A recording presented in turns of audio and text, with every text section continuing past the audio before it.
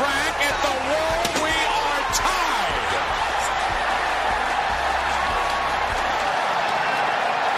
Look at this. He's standing. I don't believe it. I don't believe it. Dropping a big leg. Over for the cover. It's over. Unbelievable. High fly ball into right field. She is gone. Awesome. He got it. The starter. Mike Tyson in. Austin is the champion. Stone Cold. Stone Cold. Stone Cold. Now the 2-2. Well hit down the left field line. Way back in. Touch a ball, Joe. You'll never hit a bigger home run in your life.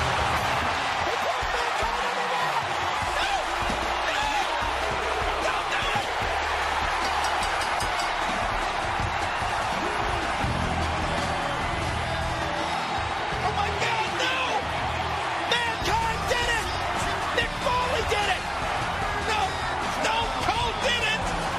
Mankind has achieved his dream and the dream of everyone else who's been told you can't do it! No, you can't do it! No matter what, got money on my mind, I can never get enough. And every time I step up in the building, everybody hands go up.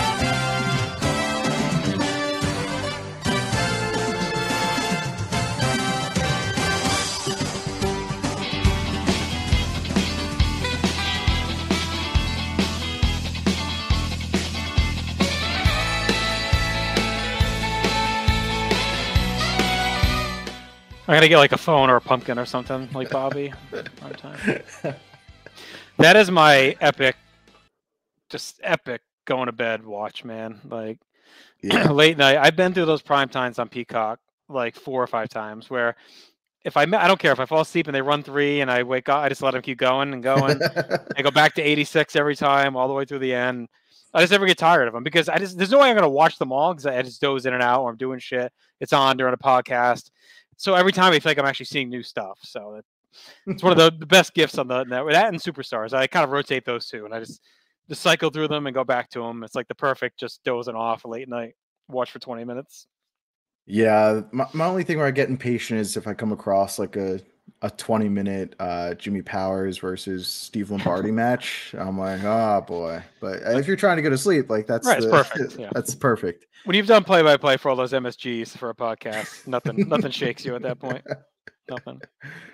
All right, speaking of every pay-per-view, we're doing it here on WWE WAR. It's a sabermetric style breakdown of every pay-per-view in WWE history. Do it in a seasonal format. So we start with the first show post a WrestleMania in any given calendar year, and the season ends with the final show before or with the next year's WrestleMania, I should say. So, for instance, for a previous season, we did 2015, 2016. We started Extreme Rules in 2015 because it's the first show post WrestleMania, and then went to WrestleMania 32, which closed that season out. So tonight we actually are closing a season out. There's no WrestleMania because we're doing NXT, and there's no WrestleMania weekend NXT yet at this point either. So we have 2 shows from 2014, 2015 season that's going to wrap this up. We'll do our season end awards tonight as well that we always do when we close out a season, and we'll be on to the next one already. Crazy enough. It's kind of stinks that this wasn't a official takeover yet for WrestleMania weekend, because I think the WrestleMania weekend show wasn't it kind of like an underground like favorite for a lot of people that were there, because I know they ran a secret NXT show, I think, in San Jose or Silicon Valley, wherever it was. I thought, and there was like a couple like great matches. I thought I remembered that at the time being like kind of a thing, and it's not until 2016 that they run an actual Mania takeover. So we'll get into that. We break everything down in a plus minus system based on a replacement level. So if you think of anything that's average as being a replacement level event, anything that's above that replacement level gets a plus, anything below it gets a minus. So if we think something's really good and better than standard, we add. Anything below standard, we take away. We also grade every single match on every card. We take my grade plus Marcus's grade. If you think of a 2.5 as being an average replacement level match, whatever our average is above or below that, we subtract from the 2.5. So if we give a cumulative score of a 4, That's a plus 1.5 for that match. We total that up. That gives you the total score for that event. We also then do the plus minuses for a series of categories. Marcus, do you want to deliver those categories to our listeners and viewers? Absolutely. We start off with the build up to the event, followed by commentary, the atmosphere of the event itself, notable moments and importance that happen, our match grades, like you just talked about, card structure, rewatchability, and an all-time matches. And for us, an all-time match, for it to be a plus, is anything that we both agree is 4.25 or above. And for it to be a minus is anything we both agree is 0.75 and below. And again, we talked about last episode, but if this is your first time joining us, rewatchability, it's more so for spots or moments or things that became memes, little things that might happen on a show that's gonna like enhance going back and rewatching the show. Maybe not important enough to stick out as a notable moment or really important, but just like a little glimmer, a little highlight going back and rewatching the show. I almost wore my Papa Shango shirt tonight. I'm just noticing yours. It would have been funny synergy if I did.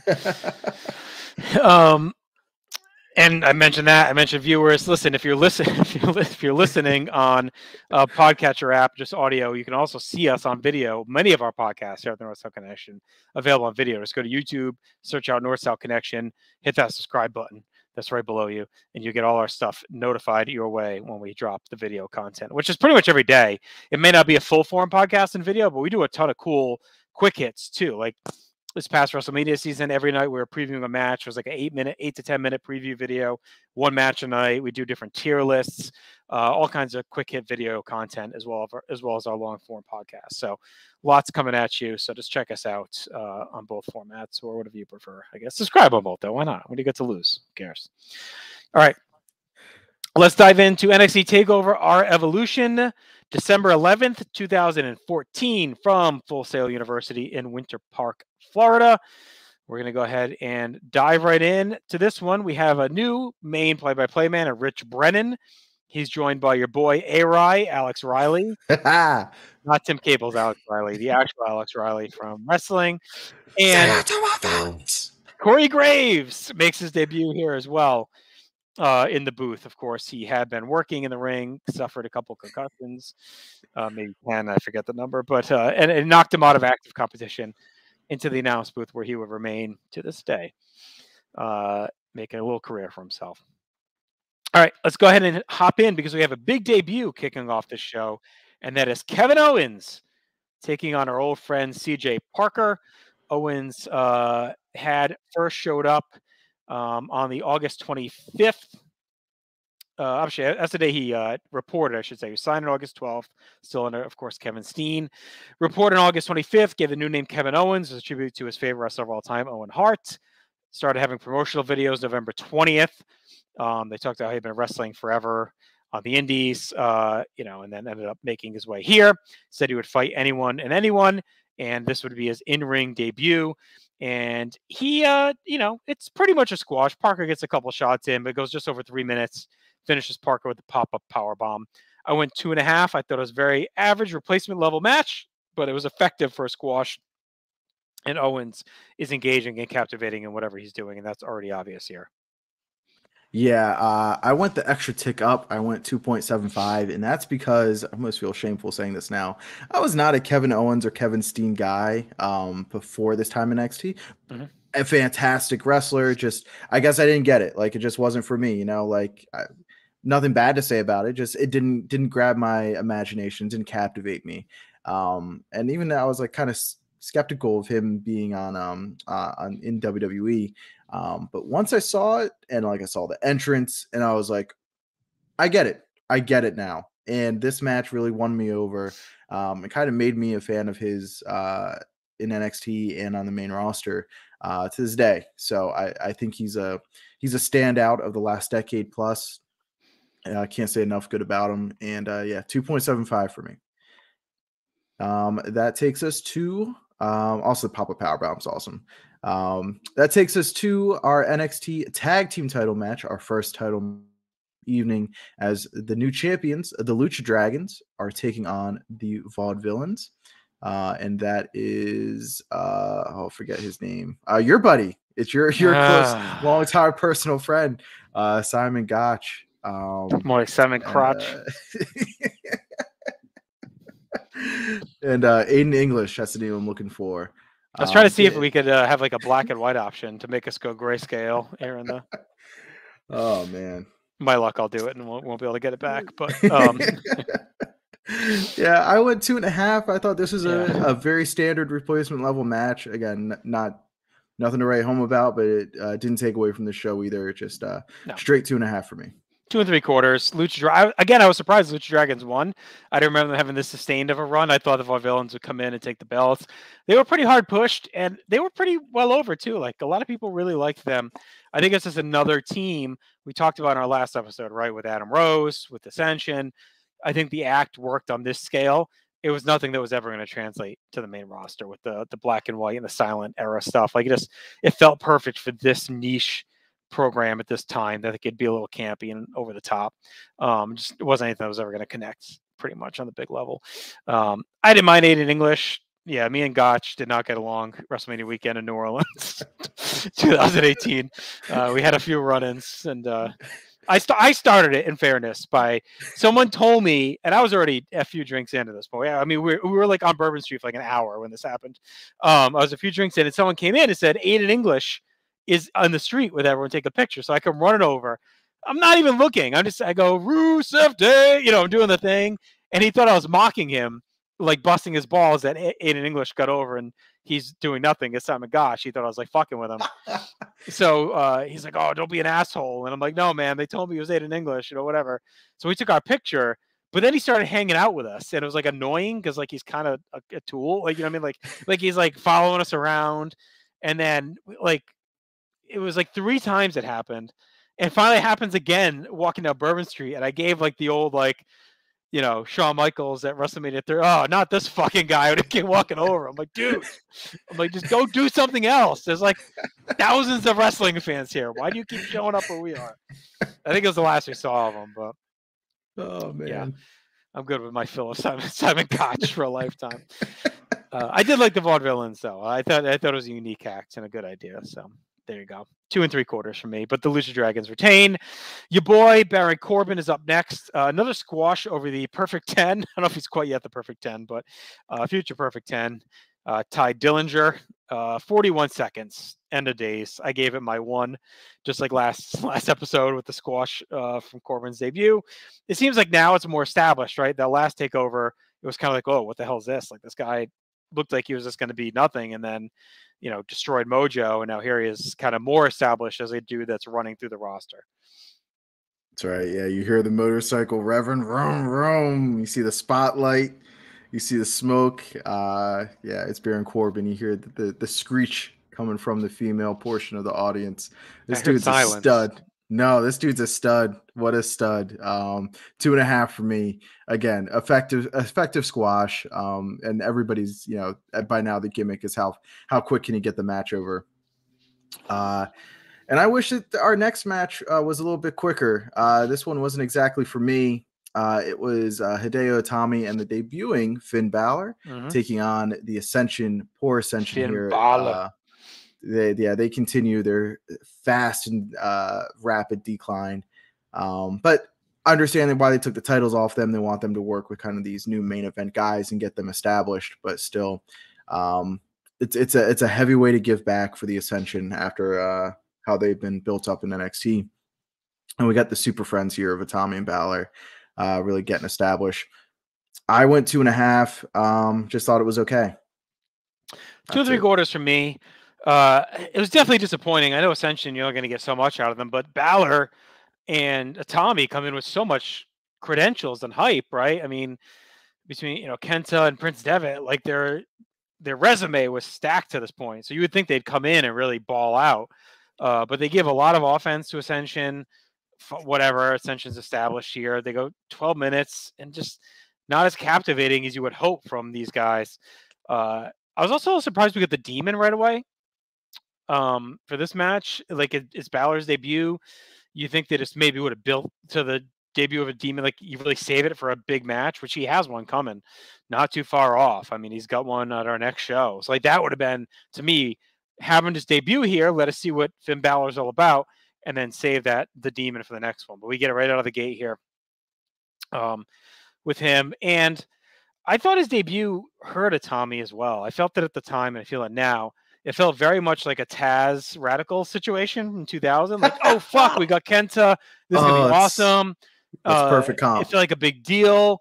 And then, like, weeks later, here comes Prince Devitt, Finn Balor signs, and it's like, he's better in this situation, in this scenario and setting. He pops more, he connects more. Tommy just never gets there. We'll talk about him as we go here, but and you can hear all about it on, I think I mentioned this last episode, PTB NXT over on the PlayStation Wrestling feed with Tim, Jenny, and Jake. And like, you know, they're through that era, a little past the Tommy's run now, but it's like, yeah, I just felt like they cut him off right away by bringing, especially Balor as the demon. Heels. Like, yeah, like a Tommy comes out, he's supposed to be a big deal, and he's teaming with this fucking crazy demon character right away. It's like, all right, well, he's gonna seem watered down, just like Taz had this awesome debut, and then weeks later we got the Radicals coming in and destroying the Rock, you know, like whatever, feuding with Rock and Cactus Jack and all that stuff, and it's like, you know, Taz is feuding with the Big Boss Man, so it felt like just overshadowed, and it feels this way too with a Tommy. So anyway, the match again, fine, but definitely disappointing. All right, next up, here we are in the semi-main situation. Like we talked about previous on these NXT shows, we always have our next to last match as our women's title match, and that is Charlotte Flair defending against Sasha Banks. First time we're seeing Sasha on a takeover. She had a real quick come up as well into the spot. Charlotte retains, and I went 3 3/4. I thought this was really good. I think you could see their chemistry again on display already early on, even before they continued to escalate and grow into the feud. Banks really came on as the boss pretty quickly too, from kind of being what she was early on. So this is a good sign that, you know, last takeover we had Bayley and Charlotte, which is really good. Now we have Sasha and Charlotte. You can see that the horsewomen are starting to infiltrate themselves pretty easily, or quickly, I should say, into NXT. Yeah, surprised to see Sasha already up at the spot. Like how you were saying, Bayley caught you off guard last episode, but already being a developed character, I felt this way about Sasha Banks. She still has a lot of like developing to go and adding to her character, but surprised to see her in the spot already. 3.25 for me, and it might have been a little generous. I didn't appreciate there's such a clear size difference between the two. And they wrestle the match like it just doesn't exist. And anytime that happens, I'm always going to ding the match. A couple of war points for us, but the work itself was pretty good and was pretty exciting. So hard to ding it too much after that. And that takes us straight into our main event, as we've got the finishing of the story, perhaps for Sami Zayn, as he challenges Neville for the NXT title, and we do get a new champion. And of course, this had the stipulation that if Sami Zayn lost, that he would leave NXT. He'd be donezo. So I went with a 4.5 for this match.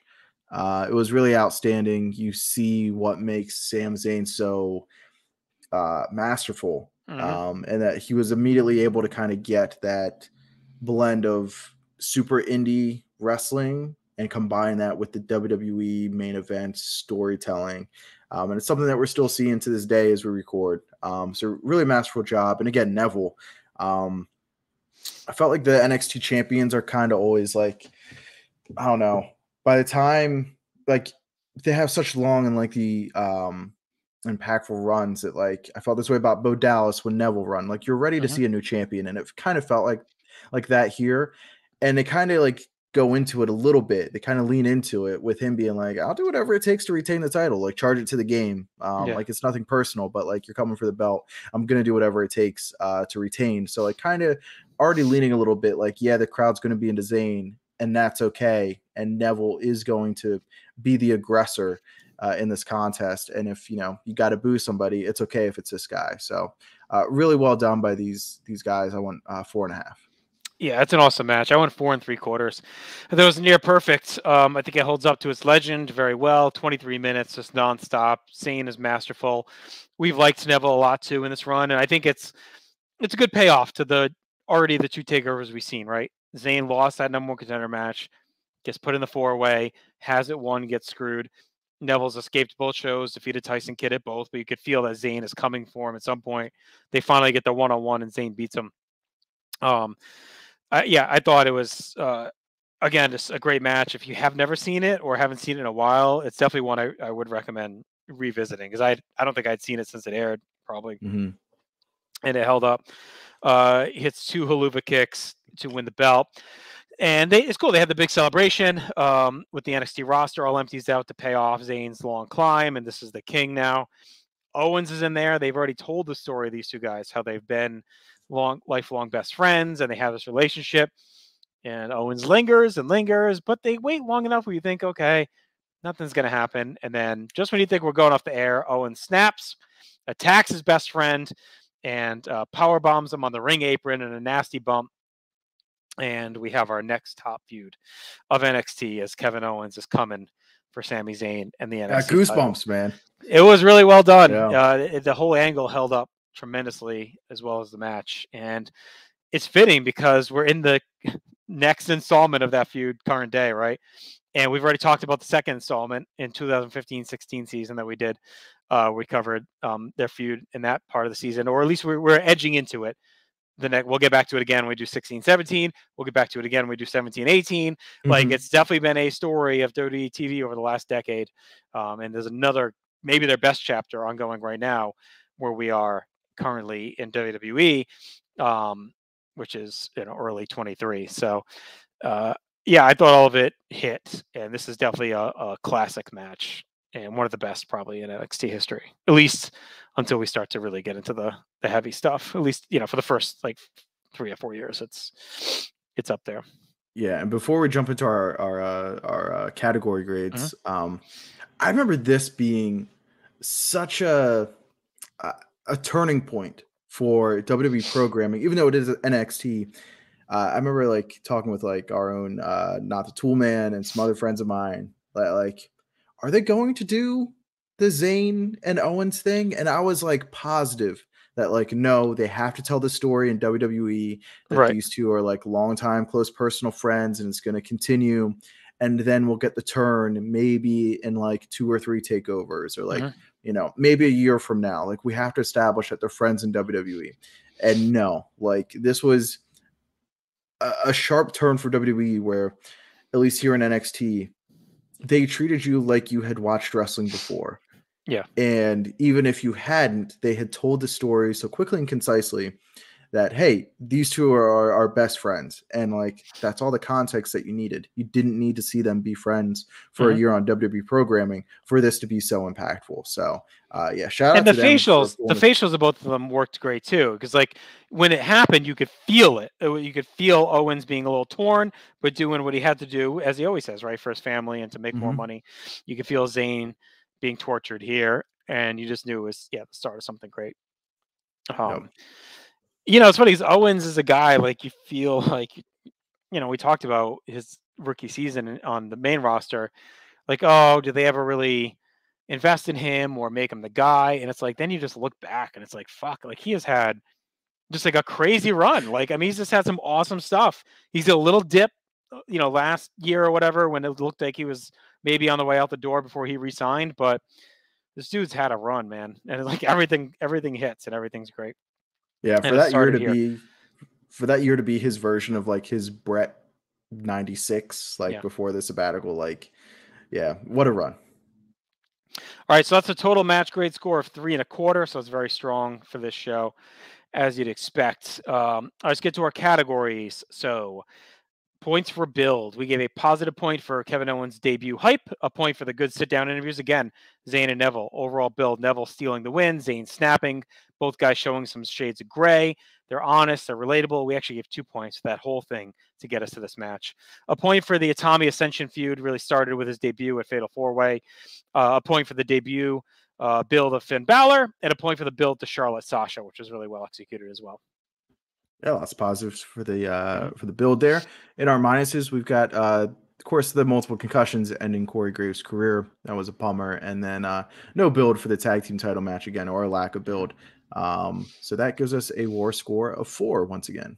all these takeovers do well with the bill because there's Mhm. only so many matches and they each get a lot of time on TV Yeah. outside of like the random squashes and the tag division, which they don't seem interested in telling a lot of stories. But all right, commentary. We gave just a point for 1 point for the announce team being much more smooth and transitional. I think Rich Brendan added a lot there.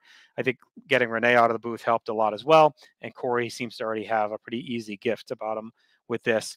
And then a point for the insights. Could be insights about Zayn betting on himself in this match, knowing that if he loses this, he's done. So. Mm-hmm.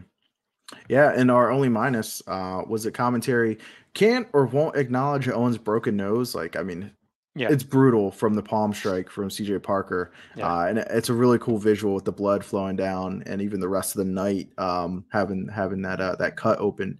But they don't acknowledge it, and it's kind of weird. Yep. So total of 1 for commentary, upgrade from last show.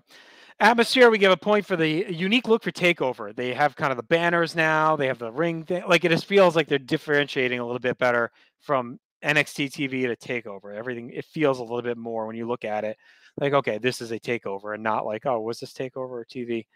A point for the good opening package set around the evolution and changes in NXT. This did feel like the kickoff of a new era for sure. Like, those first 2 TakeOvers felt like kind of the old era, and now we're already starting to feel like, okay, this is the next our evolution of NXT, right? With some big time faces debuting and some big different moments and Balor and Owens and everything else going on. A point for the big pop for Owens, a point for the Vaudevillains entrance, a point for the Demon entrance for the first time, a point for Sasha's entrance, which was awesome, a point for Zayn's great entrance, and a point for the crowd being fully engaged in Zayn's play throughout the match. Just all in on him winning this title and a story to get there.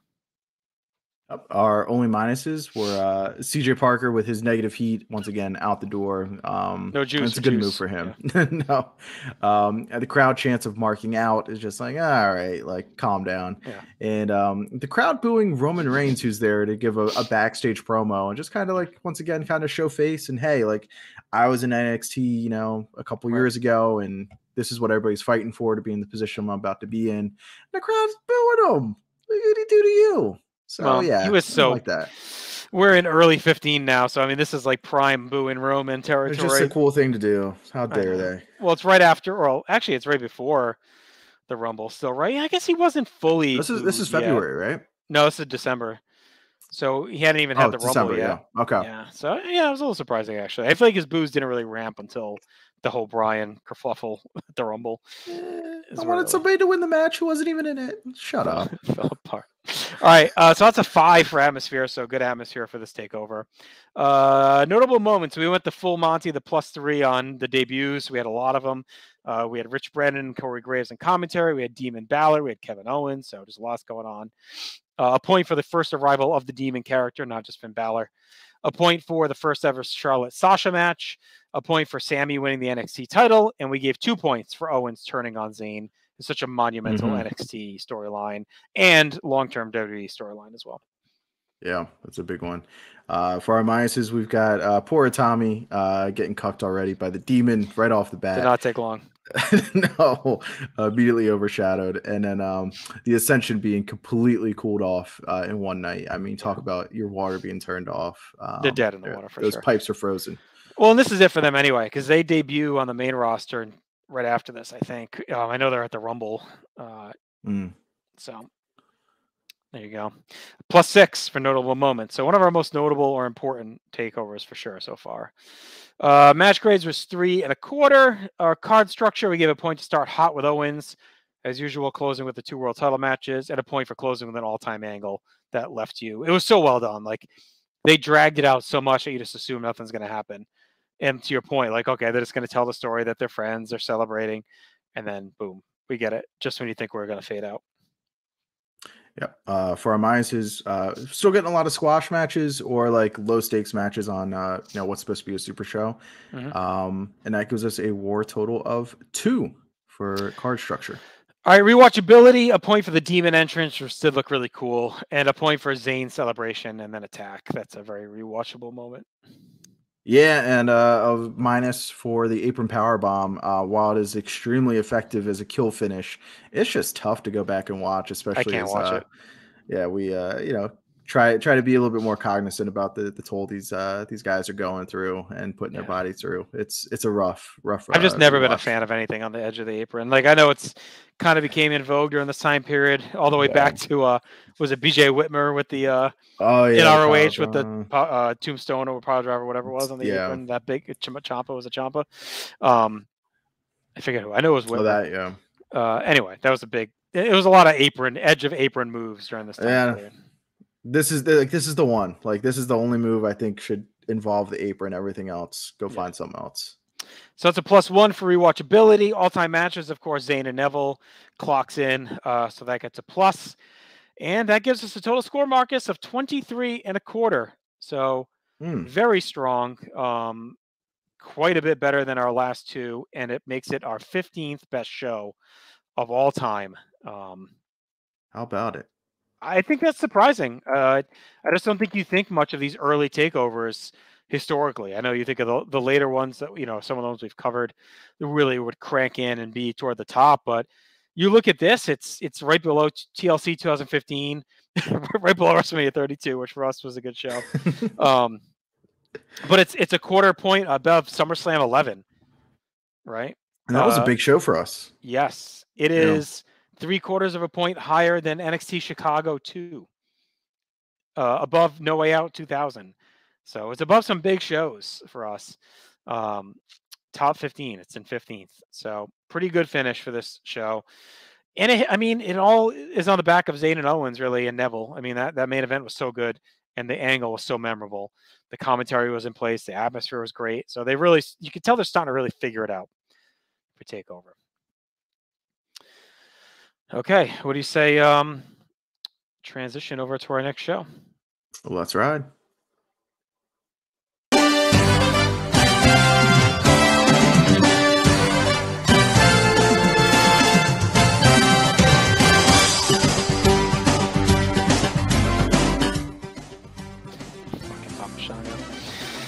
All right, let's head over into NXT TakeOver Rival. February 11th, 2015, from Full Sail in Winter Park is our last show of the season. Because again, as I mentioned, there was no WrestleMania weekend takeover. So this is it already. Crazy enough, wrapping up another season here. So let's get into it. Our opening match, Hideo Itami's solo takeover debut. He takes on Tyler Breeze. Match goes 8 minutes, and Itami gets the win. I went 3 1/4. Feels like Breeze has kind of fallen off a bit. He started he started the season beating Sami Zayn clean. Was in the title match. The next one wasn't even on the last show, and now he's putting over Itami in the opener. So it feels like he's definitely slid back down a bit. I think it's a good bounce back for Itami. This is a little bit better than the tag. I thought he'd get a little bit more shine. Still not maybe what you'd expect with these two guys. If you look at Zayn and Breeze, we were both higher on that match than this one. So it feels like Itami again coming in like a little below some of these other guys. Yeah, it's tough knowing like the roster at this time period because these shows are so like thin. It's hard to like recall everybody who's available, but like they should have probably just gone straight to this for Itami's first program as opposed to doing the build to the tag. Yeah, build to the tag. Yeah, let Balor get a singles match in too. Right. Yeah. Give both of them singles matches to be showcased, and then get to a tag match. I went with a WAR score of 3 for this match. Yeah, just a tick below you, but still really good stuff. Speaking of really good stuff, we're getting to my man, my personal MVP of the season. Baron Corbin is taking on Big Bull Dempsey. This started at the last event. Pretty simple build. It's, this guy's watching this guy and, hey, we're going to fight about it or what? Kiss or fight. They get to fighting. I went with 2.75. And this match was no disqualification, I believe. And they didn't go like over the top with it. Just like some good brawling, some good fisticuffs. And then they get a little bit of play in there with the chair. So nothing over the top, a fine no DQ match. 2.75 for me. Yeah, me too. I've been okay on Corbin so far, but we've only seen less than a minute and a half a match worth out of him. But I thought this one actually was pretty good little Haas fight. I thought they really beat the crap out of each other. 4 minutes, so it's right in that stretch of perfect two big dudes throwing bombs for 4 minutes. It's up my alley. Corbin's on a roll. you know, Dempsey already takes the loss after he had the win on our last show. So it feels like maybe, actually, no, was it 2 ago? It was 2 ago, right? Yeah, he beat Mojo. So it feels like, you know, Corbin's kind of being prioritized over him a little bit, which is fine. We'll see how he continues to evolve when we come back for this next NXT season. Eventually, we'll see how the Corbin push continues from there. But for now, it's been fine. Whatever. Back to the Great Wolf Lodge for him. All right, our NXT Tag Team Champions, the Lucha Dragons, are defending yet again here, taking on a new team that's been put together, and that is Blake and Murphy. That is Wesley Blake and Booty Murphy. Match goes 8 minutes, and we have I'm sorry, actually, Blake and Murphy were champions coming in, right? Yes, they were. Yeah, they won them on TV. That's right. They had already defeated Lucha Dragons. So I correct myself there, and they retain here over the Lucha Dragons. 2.5 for me. I was a little bit surprised that they did it on TV, and that, but you know, Murphy and Blake were thrown together pretty quick. But they do get over. They end up being a pretty quintessential NXT team here for a stretch.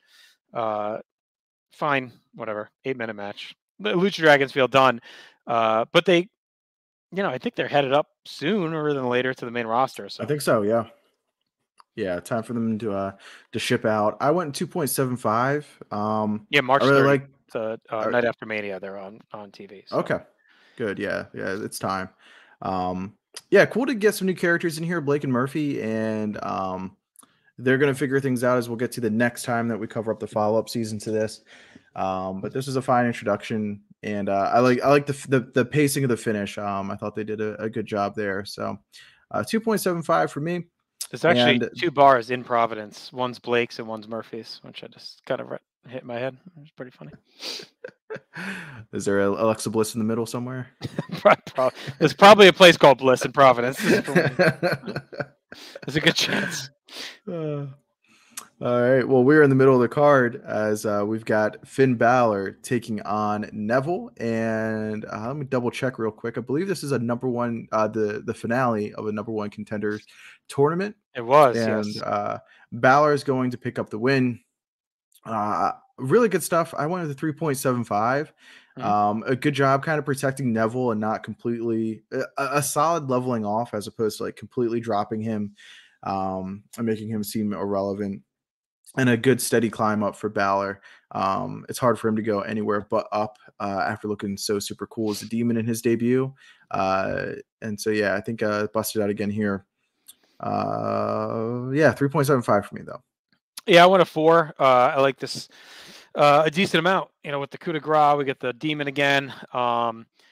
A good payoff to the tournament. I think having these guys meet felt like a passing of the torch in NXT. Neville will be up on the night after Mania as well, so he's just about done in NXT. So this felt like, okay, here's the next big thing that's probably going to be in the mix for the world title in Balor, with Neville moving on. So this is a smart way to go about this tournament and set up Balor to be the next top contender. 13 minutes. They didn't fuck around. So 4 stars for me. I dug it. All right.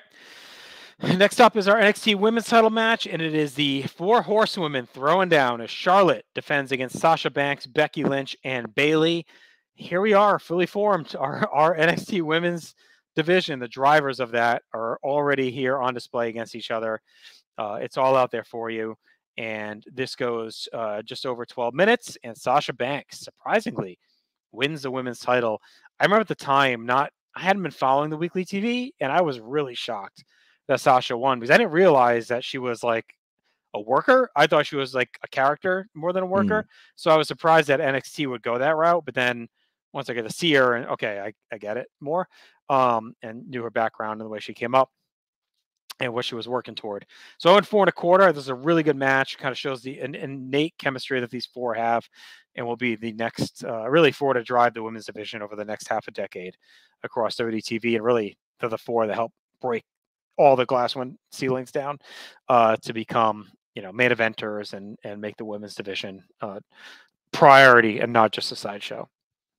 That's not to, of course, talk about the ones before that. We talked about Paige, Emma, the Bellas, right? Others that were there doing stuff during this time. But it really is this summer when they bring Charlotte up and, you know, Bayley and, or Bayley's a little behind, right? Charlotte, Becky, and Sasha. Yeah, Bayley's a while. Yeah. So that's what really jump starts everything. Yeah, I have this as 4.25 as well. So that is another all-time match for us this NXT season. It's great stuff. Again, like I'm just not a Sasha Banks guy. I felt like anytime she got in there, her offense felt pretty forced. Like it was kind of disjointed. And again, it didn't really match up. Like she didn't struggle with Charlotte. It almost didn't matter who she was in there wrestling. So like that's a bummer.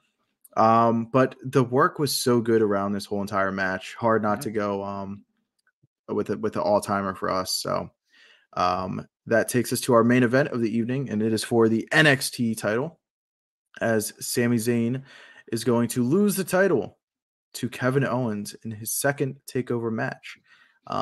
Bit of a surprising different finish. They're going to do kind of the bit where Zayn's going to hit his moonsault on the outside. He's going to clonk his head on the steel grate out there on the ramp. And then it's kind of going to knock him loopy. And then we're kind of in like the age of the concussions and being more aware of that. So they're trying to like analyze him, see if he can go on. He says he can, but he really can't defend himself. And Owens is going to be ruthless and capitalizing on that and going to win by ref stoppage, which is a cool way. Yeah, it was different. It was a way for them to take a risk. And like, this is the environment where like you do take those risks. Right. So it's cool to see them do something different here. So because it felt of that, very Clubber Lang, like just like beat the shit out of the guy into unconsciousness, stand tall with the belt while the other guy is like rolling around. It was very much like fuck. Very timely. Yeah, it was a little Vader Sting to it too, a little bit, where the big dude just dominated and wins. Yeah, it's okay for our hero to be overwhelmed. Yeah, it makes for a good story. So I went with a 4. And I'm okay. I think the story is that Zayn chase won, and now get taken. Like he didn't need a long reign. The story was him getting there over the top and establishing himself, and now his best friend took advantage of an injury and beat the shit out of him to take his belt. I went 3.75. I was a little disappointed. I don't know if it's coming off Zayn and Neville was so great, and just knowing what these guys could do, it felt a little bit disappointing because it did get slow toward the end. I didn't mind the finish; it was creative, but it definitely slowed things down with all the doctors checking and all that stuff. Like definitely kind of ground it a little bit. Still a very, very good match, to borderline great match, just not kind of what I had hoped. But this is a really good in-ring show, Marcus. +6 WAR score in ring, so that is strong. It's high praise for sure. All right, build. We gave a point for Breeze attacking Atami backstage to set up their match. A point for the Hossboy feud's been well designed since the last takeover with Corbin and Dempsey. A point for the quick ramp up to Blake and Murphy winning the tag titles and facing the former champs. A point for the top contenders tourney. A point for the long women's title feud with all 4 women being in the mix. And then a point, of course, for the Zayn and Owens attack setting up their title match. And hey, slim card. And they delivered on everything, so we have nothing in the minus category. So +6 for build. Commentary, we give a point for the good discussion on what Breeze needs to do to elevate. A point for a great job telling the story of the women's match strategies. A point for putting over Corbin, wanting to end his matches quickly to cast doubt on what happens when he goes deep into a match. Yeah, I thought that was a great point, of course. For our minuses, all 3 guys really sound the same. It's hard to tell any kind of distinction between the 3 of them. I didn't know who was saying what half the time, honestly. Yeah. So hard to figure out who's talking, who's saying what, who to attribute stuff to. But you can tell that Jason Albert here is a little robotic, and to me, he sounded like a really good commentator on something that's not WWF, like something like some kind of indie fed that just got like local TV. Boat racing on ESPN. Stan Lane. Sounds like a really good announcer for something else. It sounded like a guy trying to be an announcer and not being an announcer. Like he was trying to say the things he thinks an anannouncer would say. And it was different. It was Rich and Corey again, but yeah, it was Jason Albert. Of course, is Albert, A-Train, Great Bernard. For A-Train. All right, so +1 for commentary. Atmosphere, we give a point for, again, Full Sail looking more developed and set up. They're putting the time and investment into propping it up for the big shows. A point for Breeze's entrance with the groupie jumping on him. That was a cool touch. A point for the good crowd reaction to all the big boy spots with Corbin and Dempsey. A point for the Demon entrance. A point for Bayley being super overall match. And then a point for Sami Zayn's entrance as champion. For the minus, we've got the terrible seizure-inducing dubstep Blake and Murphy entrance. The crowd being subdued for all the women's entrances, which was surprising. And the crowd did not really care for the main event finish. They seemed confused, especially since they're kind of this is the first time they really seemed like a really smart crowd. Right. So it was surprising that like they didn't really catch on to what was going on. But again, we hadn't seen a title change by referee stoppage really. But Right. It definitely just took a minute to calibrate. Like what was going on. Yeah, they were behind. Blake and Murphy wish they could have this entrance.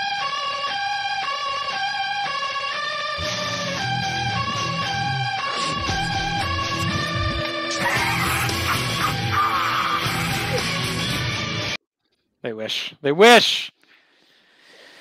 They wish. All right, that's a +3 for atmosphere. For notable moments, a point for Balor becoming the #1 contender, a point for the first ever all horsewomen match, a point for Sasha winning the NXT women's title, and a point for Kevin Owens winning the NXT world title. Yep. For our minuses, we've got Sam losing by ref stoppage, being drawn out and feeling a little bit flat. Just fell a little bit short, I think, in what they were trying to execute.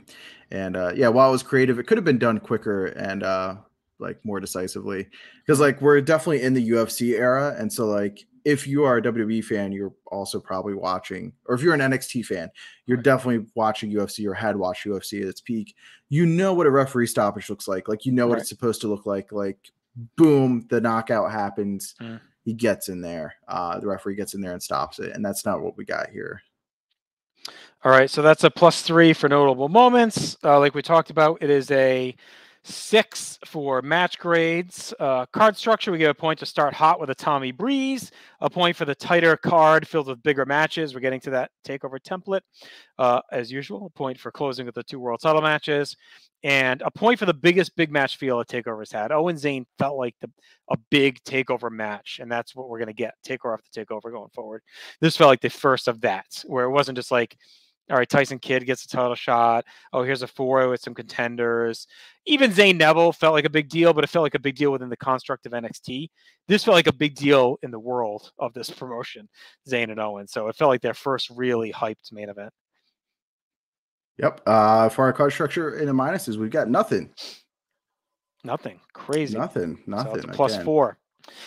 All right, rewatchability, a point for the counter from the red arrow into the crucifix looked great. A point for Sasha winning the NXT women's title in the celebration, and a point for Owens' emotional celebration when he wins the title.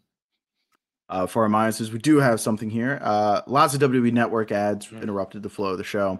And then Owens just destroying Zayn was really long and dragged out. It was tough to watch towards the end, and it kind of took some of the heat out of the match because you're just seeing somebody get beat up. So it just felt gratuitous by the end. It was like we probably didn't need 4 drawn out. Like I get they're trying to build the drama that Zayn kept fighting back, but it just felt like, all right, it's a little bit much at that point. So +1 for rewatchability. All-time match is the 4 horsewomen match. So +1 there gives us a total score marcus of 25. So we're talking 14th all-time for us, just below WrestleMania. Actually, just above WrestleMania 32. Wow. Just below fully loaded 99. It's a great takeover. This is the first one I felt like a real takeover to me. Yeah. It didn't feel like, the last one we finished high, but it felt a little bit like still like an old school takeover. This one to me felt like an early version of a modern takeover. When you look at the matches, Balor versus Neville felt like a dream match we'd get in a future NXT. The horsewomen going at it, Zayn and Owens. It big felt opener. like a big opener. So this felt more like in the template of the takeovers some of us will come to love later on. Yeah, 17, 18, 19. Yeah, they're still a ways off, but like I think you could visualize this card being in an arena. Yeah. Yep. All right. Since this is the end of the season, before we get to our awards, Marcus, real quick, should we run down our top 10 shows where we're at? Absolutely. Let's go through it. All right. 10th place show now is Survivor Series 1992 at 27.5.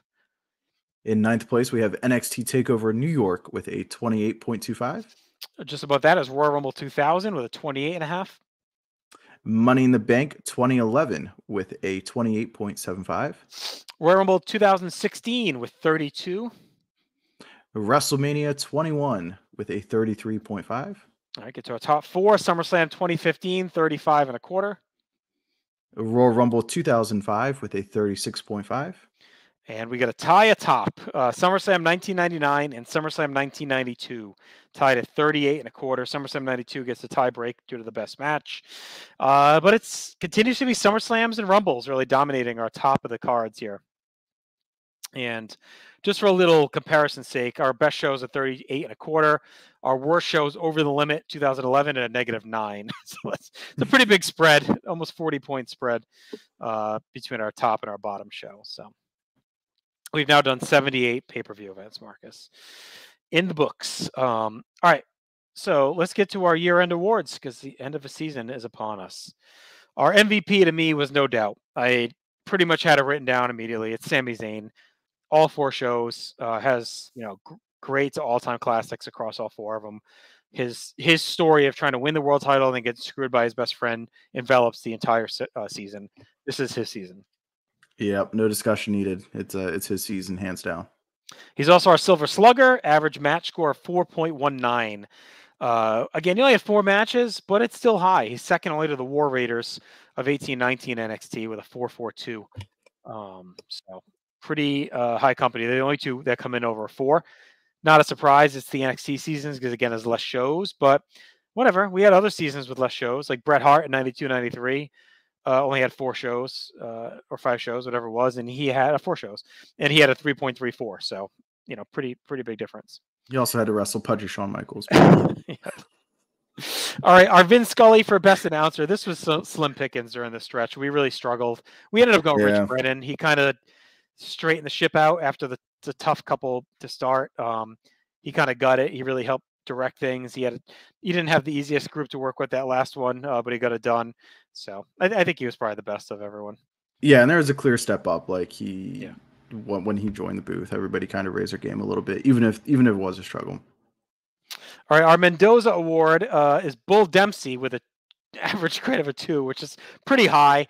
But I mean, we have others around that, like Rowan, 115-60, and he had over a 2. Our lowest is poor Moondog Spot, 0.38. Poor Spotty. 85-86. But, Sasha Banks is our highest Mendoza, 2.91 in 18-19. So, it's Travis Banks. Oh, that's right. Travis Banks. I'm gonna put that. I'll just end it. Yeah, good call. Okay. T-Bank, my boy T-Banks. All right, LVP. He's not my boy. LVP. We're gonna go with Mojo Rawley. Just got completely bitched out. Had to do the cucked, stay cucked all season. Oh, big time. Just got wrecked by Rusev. Got crushed by Corbin. Just looked like a goof. So, yeah. Best performance with Kevin Owens at our Evolution. He had the squash win, and then destroying Zayn to end the show. There was a couple others we talked about. Zayn at that same show, and then Charlotte, I think, or Sasha we had in the mix as well. But I mean, that was Owens' event. Like, he was awesome. Yeah, and he really takes you like on the emotional roller coaster, like making you a fan, and then like having you be, rejoiceful with him and Zayn, and then he stabs his best friend in the back. So quite the emotional roller coaster go on that night. All right, Rookie of the Year, we had some debate. Technically, by our standards, Sami Zayn would qualify, but we decided that since he had been in NXT for so long and was on that show we're not going to cover, we talked about this last episode. There was that original NXT Arrival show in February of 14. It wasn't really an official takeover. It's kind of as a standalone. We're not going to really do it because it'd be its own thing. But Owens was on that, so we felt like, okay, in the spirit of this, he's probably not a rookie, even though we've had other rookies like Randy Savage, or whatever. But it's fine. We kind of agreed. He was the MVP anyway, so we ended up going with Charlotte as our Rookie of the Year. We talked about Owens as well, but Charlotte was on all 4 shows. One was 4-0, won the Women's Championship, became kind of the bellwether of that division. So, yeah, especially with what NXT still is at this time, which is very much developmental. In the spirit of what NXT is in the award, I think giving it to Charlotte was the right call. All right, most main events, we had Neville and Zayn tied with 3. Most matches won were Charlotte and Baron Corbin with 3. And I said Charlotte's 4-0 a minute ago, but she was 3-1. But her and Baron both had 3 wins. That's the most for the season. Most title matches was Charlotte with 4. Every takeover, she was fighting for the women's title. So there you go. Sami Zayn actually had the most matches lost. He was 1-3 in the season, so 3 losses. Wow. All high profile. The best crowd, we ended up going with Our Evolution, which you could tell by the atmosphere score we gave a lot to.